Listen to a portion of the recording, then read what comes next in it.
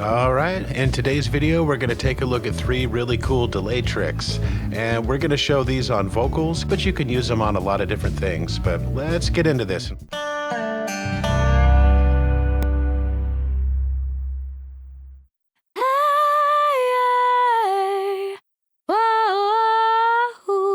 So with this vocal, we have a nice high mid presence there cutting through, but it's lacking a little bit in the mid range. It's a little thin, it's a little hollow.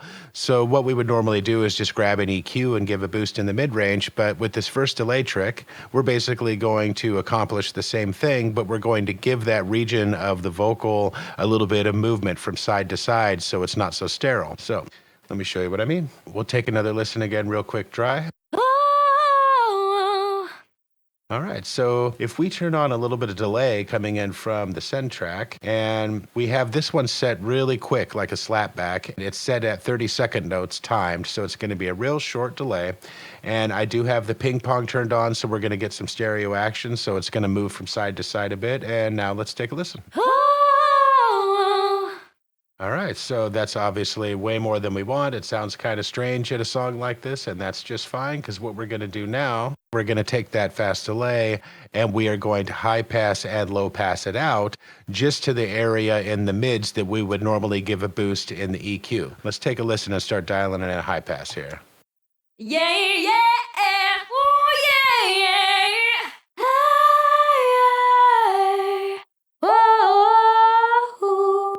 Right, so there she is, high pass just above 500 hertz and low pass to just about 850. So we have just this narrow range in the mids where we kind of want to fatten up the sound, and that's actually all that's getting the delay going on there. And we're actually going to turn on a little bit of chorus now on that delay to keep the movement from being obvious and give it a little bit more of a stereo swirling effect. Let's take a listen. Yeah, the ping pongs are less obvious with the chorus on there, and the chorus gives it a little bit of an ethereal effect and kind of does a blending. So we have a quick 30-second note slapback delay, and then we've high passed and low passed it about 530 and 850, and then we've added just a little bit of chorus on that to just kind of blend it in, and now we're going to dial this effect way back until it basically equates to a boost in that range that's not very noticeable, but is going to fatten up that vocal in the mix. So let's start to dial it back here.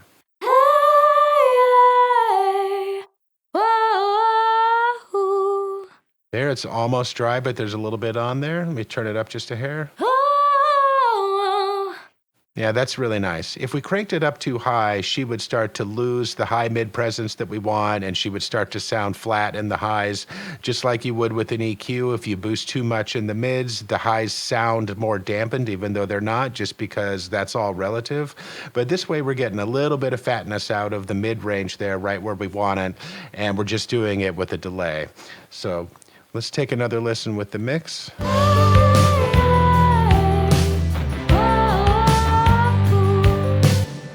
Yeah, very nice. And she has a little bit of motion in the voice there, but that motion that's happening that we did with the delay is not going on up in the frequencies where the enunciation is. We're not doing that around 2, 3, 4K. That would sound kind of strange, and that's not what we want on this vocalist in this song. But it's a great technique. Instead of reaching for an EQ, if you're trying to widen up the voice and give it a little bit of movement, that's something that you can try. And like I said, you could do that on pretty much any lead instrument. You could put it on a lead guitar or a saxophone solo or whatever, and you can just dial that into taste whenever and wherever you need it.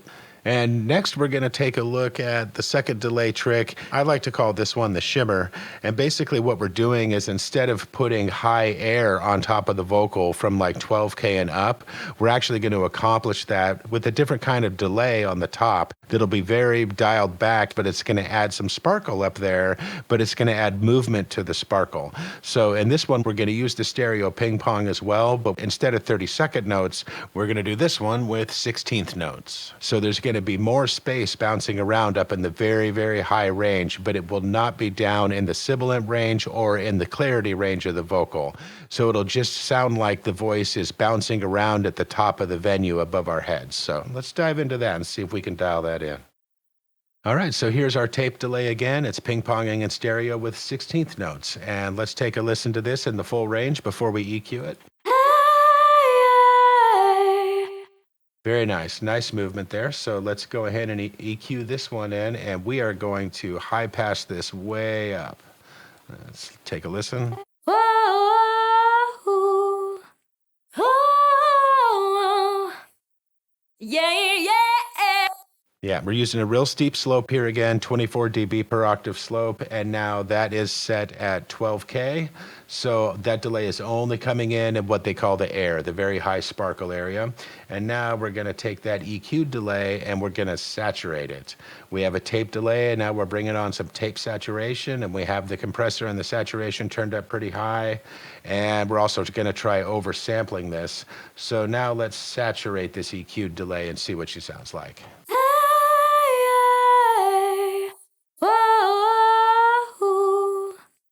That sounds great.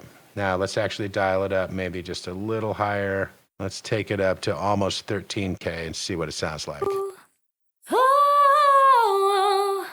Yeah, that's very nice. Now, if you're on headphones or you have good speakers, you're really going to be able to hear that. But the high-end sparkling there, that's cutting through the mix just like we boosted it with an EQ, but now that sparkle has motion and movement, and it's a lot more interesting to listen to. So let's pop her back into the full mix here and take a listen.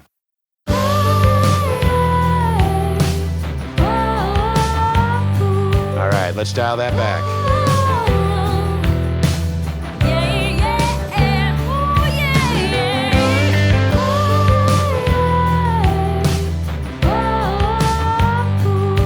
All right, that's a nice little shimmer there. It's probably still a little bit more than we want. In fact, both of those probably are, but while we have them there where they're nice and noticeable, let's go ahead and mute them both out so you can hear those two delays muted out, and we'll do a little A-B comparison here.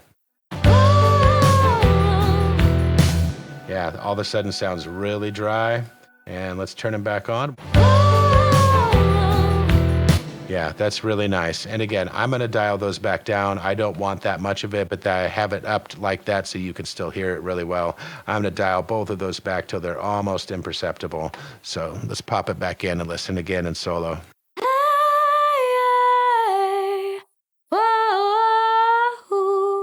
Yeah, there's just a little bit of movement. She's been fattened up down in the mid-range, and she's sparkling up high, and that sounds really good. And of course, depending on your mix, you'd have to dial those in when and where you need them, but just wanted to illustrate those two different techniques for you. Oftentimes, we're reaching for an EQ to solve these types of things, but there's no reason you can't reach for an EQ delay, and there's no reason you can't put some chorus and some saturation on it. These are just really good things to be aware of. And the last one here, what we're going to do is we're actually going to do what I call the notch delay. So we're going to do another similar effect, but we're going to dial this one even more narrow. We're actually going to give a tiny bit of delay movement right around the 1K range, but a really, really narrow range. And that way we can use more of the delay and get more of a movement in a very, very targeted specific area. And when you dial in a delay like this, then you can adjust your high passes and low passes and basically add an accent to just one area where you're going to get some boost and movement. And the reason I'm picking the 1K range is because this vocalist's clarity and the syllables giving us the articulation, I don't really want to mess with that range. That's when it starts to sound a little strange and unnatural. But that is slightly above 1K. That stuff's going on between 3 and 5K, maybe down to 2. So about 1K in that really targeted narrow range there, we're going to notch in a nice little delay and get some movement going. So we're using another slapback tape delay here, but this one's set to quarter notes, so it's going to be a lot more noticeable, and I'm not ping-ponging this one. Feel free to play around with that all you want and see if you want that kind of stereo movement in this range, but we're going to go ahead and turn off that sparkle and the mid delay that we did so we could just hear this delay working by itself. Let's take another listen. Yeah, don't really care for that on its own, not really what we're after, but now we're going to high pass this in at 1K, and we're going to low pass this down at 1.2, right in that range. So only a tiny bit of the 1 to 1.2K range is cutting through. And let's take another listen. See, you can barely hear the movement in that little range just above 1K. If I raise it up to just over 2K, it's way more noticeable, and we're getting into the clarity articulation range. Let's take a listen. Yeah, not really what I'm after, but if we really pinpoint it down, that's all the way down to 1.15. So there's very little cutting through. Take another listen. to turn this delay up quite a bit. Let's listen.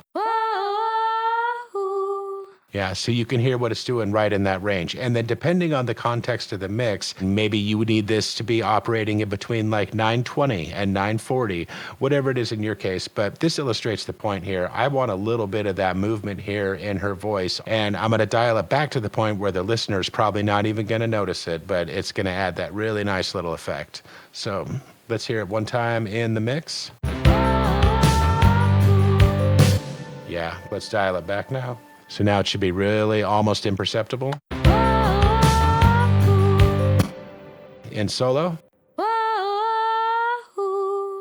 Yeah, so basically you can't even notice that it's there. There's just another little extra element of width and depth going on in that one little tiny spike range. So I wanted to show this to you because if you've never tried really notching in a delay to a specific point, don't rule it out. A lot of times just giving a vocalist a half dB boost at 800 or at 1K just makes all the difference for the little bit that wasn't peeking through. But go ahead and try it with something like this sometimes. So you're getting that same little nudge there, but you're doing it with some movement and a little bit of liveliness instead of just a sterile EQ. So that's a fantastic thing to know about if you've never tried it, because again, it works across the board. You could do this on any instrument whenever you need it. But now let's turn all three of these delays that we've done on her voice back on.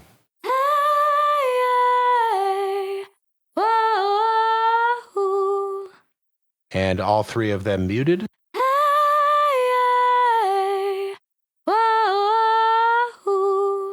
And all three back on.